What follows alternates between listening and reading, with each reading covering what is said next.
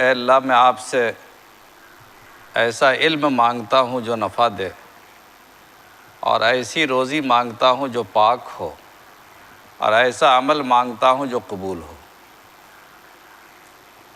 ہم کو بھی اپنے معمولات میں اس کو شامل کرنا چاہیے، تمام علماء اور طلباء کو،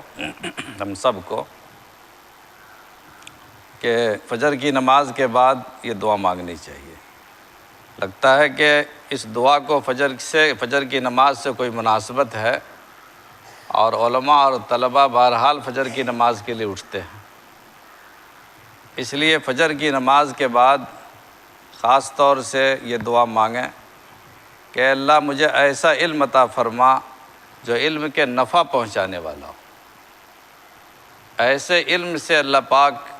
خوش نہیں ہوتے ہیں، بلکہ بعض روایتوں میں ہے کہ اللہ کے نبی صلی اللہ علیہ وسلم نے پناہ